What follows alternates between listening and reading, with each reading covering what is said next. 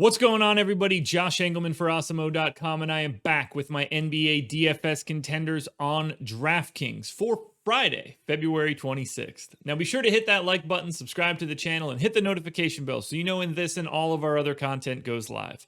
Follow me on Twitter at Josh Engleman so you can get updates to these sim results as we get closer to lock.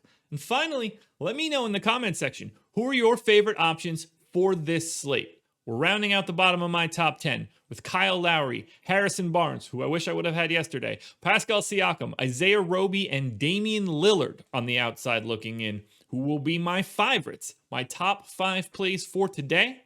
It is time to find out.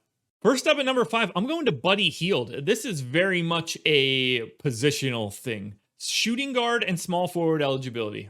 I talk about this in basically every video. That is as valuable as it gets. You can use Buddy HIELD at guard, forward, utility, shooting guard, and small forward. 5 of the 8 positions on DraftKings. He's 5,800, projected for 31 fantasy points. The goal is 42. He's in the optimal lineup 17% of the time. He's playing huge minutes. I've got him in for 36.87 fantasy points per minute. About 20% usage, 17 points, 5 rebounds, 3 assists. But a really nice matchup against the Pistons. It's pace neutral, but obviously Detroit's defense, not all that great. And if we're being honest, neither is Sacramento's. There's a chance that this is a track meet, and even if it's not, maybe Buddy HIELD falls into a couple extra rebounds that he doesn't normally get because both teams shoot 30%. Either way, the flexibility of Buddy HIELD at guard and forward is really difficult to pass up on a slate where we really don't have much value again. Kind of crazy for a 9-gamer, but it's really tough to find. So Buddy HIELD's flexibility is what makes him my number 5 play. Now at number 4, I'm going to DARIUS BAZLEY. Power forward center eligibility, 5,200, projected for 29, goal is 40, optimal lineup 20% of the time. We're going to have no Al Horford today, going to be out for rest. No Hamidou Diallo either. So 32 minutes for BAZLEY, 0.9 fantasy points per minute. 13.5 points, 7.5 boards, very little else. You know, an assist, a steal, a block, something.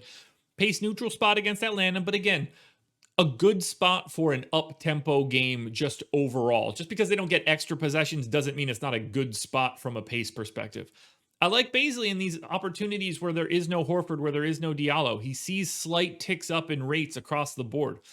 Being able to put him at forward or center is incredibly helpful, and 5,200 is just not a price tag I'm worried about when someone's going to play north of 30 minutes. As we get value, this will look a little bit worse for sure, but it doesn't really matter. BAZLEY is going to be a guy that I think is a relatively high-owned core piece for my lineups. Next up at number 3, we're going De'Aaron Fox. Just point guard eligibility, but only 7,700, projected for 44. The goal is 49, optimal lineup 20% of the time. 1.25 fantasy points per minute in a pace neutral but outstanding spot against the Pistons. Obviously, I already laid out the story of the Pistons for Buddy HIELD. 35 minutes. 31% usage, 24 points, almost 8 assists, 4 boards, 2 stocks. Fox is doing a little bit of everything. I think he's been looking a little bit better as of late, and the price just hasn't been where I thought it would be. I think he's going to be north of 8K very soon, so I want to try to squeeze out some of the value, and when you can get him against the Detroit Pistons, who are down multiple starting players and weren't really good to begin with then, there's just not a lot of real legitimate NBA talent here. Fantastic matchup for De'Aaron Fox. I'm hoping that he can hang a big number. I think 49 is more than feasible, and that GPP goal is 29% likely to happen for Fox. I love those odds. Staying in the same game, switching from one bench to the other, JERAMI Grant, small forward, power forward eligibility, nice. 40 fantasy point projection, goals 47, optimal lineup 22% of the time. Grant took off the last game for rest, so he should be feeling pretty frisky. 1.15 fantasy points per minute, 35 minutes, huge usage, 28%, 24 points, 5 boards, 4 assists. You're hoping for a couple extra stocks. That's what will get you that real big GPP score for JERAMI Grant.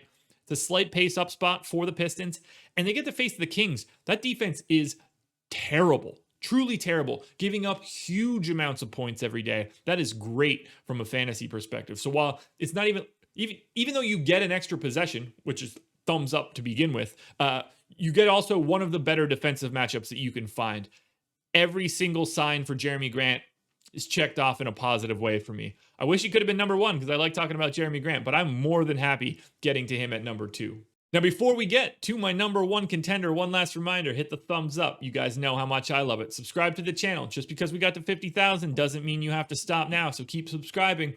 Notification bell, you don't want to miss when we go live. Follow me on Twitter at Josh Engleman because I want to have more followers than Laffy, and that would be a fun goal for me. Let me know in the comment section, who is your favorite contender and least favorite contender in this video? I'm curious to see where everybody lands. And now we're on to number one. I can hear the groans now. Number one, KEMBA Walker, 6,200, projected for 37, goal 44, optimal lineup 26% of the time. He's playing 33 minutes when he's on the court, 1.1 fantasy points per minute, big usage, 28%, 21 points, 5.5 assists, 3.5 boards, slight pace up spot actually for Boston against Indiana.